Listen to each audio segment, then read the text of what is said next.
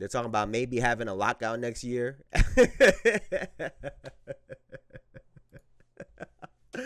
just just hearing it sounds funny. Yeah, they gonna have a lockout. Like, y'all had your first massive season in terms of viewers and popularity, and then y'all not gonna play. It just don't make sense.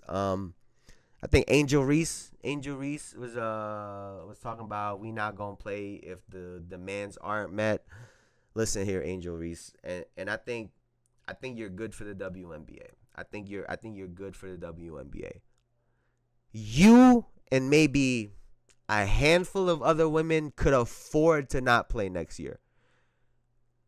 Everyone else will be out of a home.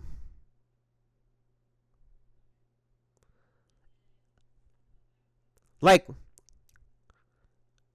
and this is where some of the older players come in and say, "What the fuck are you doing? Because we have been fighting this fight for a long. We can't afford to. You gonna pay our rent?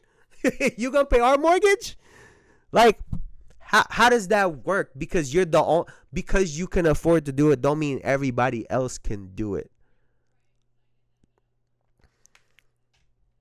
The WNBA don't profit.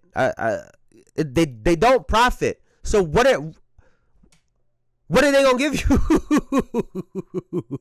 Y'all gotta build this shit up still. Like, I don't get it.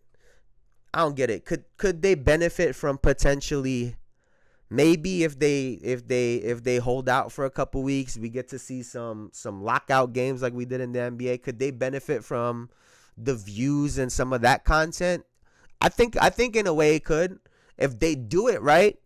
If they show up to gyms together, if you get some Angel Reese and if you get like Caitlyn and Asia Wilson together, it could work.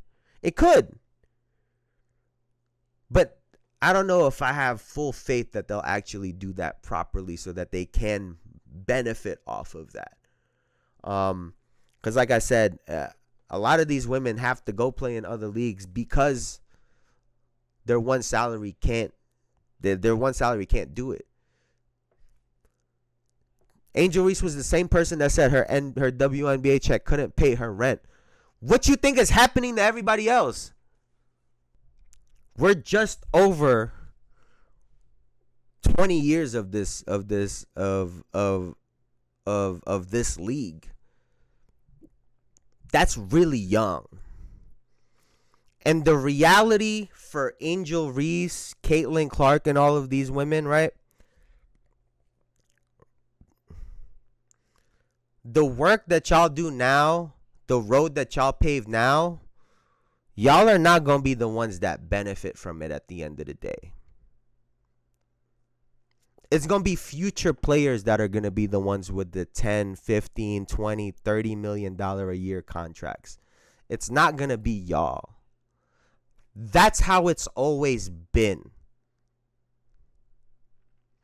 And I think the sooner they can kind of get a grasp of that idea that they are kind of the pioneers in the sense of this is a major shift in the WNBA.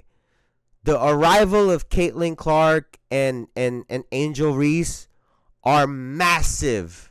It's a massive shift in the WNBA. I think it marks a different era. No disrespect to all those other women that came before them. But they now have to do work that future women 15 years from now are going to benefit from. Not necessarily them. And granted, they're already making some money. But the work that they're doing, like I said, is going to benefit future players. And that's just the reality of anything. Right? It's just the reality of things.